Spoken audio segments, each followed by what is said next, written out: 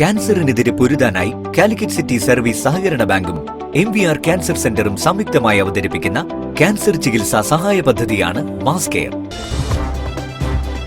വാർത്തകൾ തുടരുന്നു. പറയഞ്ചേരി അയ്യപ്പൻ വിളക്കിന് മുന്നോടിയായി അയ്യപ്പന്മാർക്ക് ഭിക്ഷ നൽകി പാരഗൺ ഉടമ സുമേഷ് ഗോവിന്ദ്. പറയഞ്ചേരിയിൽ നടന്ന ചടങ്ങിൽ നിരവധി ഭക്തജനങ്ങൾ പങ്കെടുത്തു. ഡിസംബർ 13-നാണ് കോഴിക്കോട്ടെ പ്രശസ്തമായ പറയഞ്ചേരി അയ്യപ്പൻ വിളക്ക്. മണ്ടകത്തിങ്കൽ ബ്രദേഴ്സ്, കിളിമംഗലം, തൃശൂരാണ് വിളക്ക് സംഘം. 32ാമത് അയ്യപ്പൻ വിളക്കാണ് ഇത്തവണ ആഘോഷിക്കുന്നത്. വിളക്കിനായി വിപുലമായ ഒരുക്കങ്ങളാണ് പറയഞ്ചേരിയിൽ പ്രത്യേകം സജ്ജീകരിച്ച പന്തലിൽ നടക്കുന്നത്.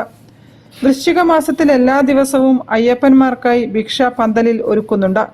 എല്ലാ വർഷത്തെയും പോലെ ഇത്തവണയും പാരഗൺ ഗ്രൂപ്പ് ഓഫ് റെസ്റ്റോറന്റ് സാരഥി സുമേഷ് ഗോവിന്ദ് ഭക്തർക്കായി ഭിക്ഷ നൽകി. പറയഞ്ചേരിയിൽ നടന്ന ചടങ്ങിൽ നിരവധി ഭക്തരും സുമേഷ് ഗോവിന്ദും കുടുംബാംഗങ്ങളും പങ്കെടുത്തു.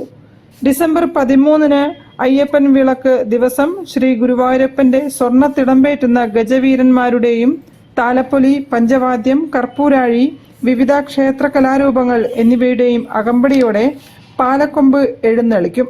125-ൽ പരം കലാകാരന്മാർ അണിനിരക്കുന്ന പാണ്ടിമേളവും പെരിങ്ങോട് ചന്ദ്രനും സംഘവും ഒരുക്കുന്ന പഞ്ചവാദ്യവും അയ്യപ്പൻ വിളക്കിന് ചാരുതയേകും.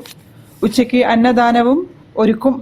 ഭജനയും ഭക്തിഗാനമേളയും ലളിതാ സഹസ്രനാമ പാരായണവും വിളക്കിനോടനുബന്ധിച്ച് നടക്കും. അയ്യപ്പൻ വിളക്കിന്റെ ഭാഗമായ ആചാരാനുഷ്ഠാന കർമ്മങ്ങൾക്ക് ശേഷം ഡിസംബർ 14-ന് ഗുരുതി സമർപ്പണത്തോടെ വിളക്ക് പരിപാടികൾ സമാപിക്കും. News bureau, Kozhikode.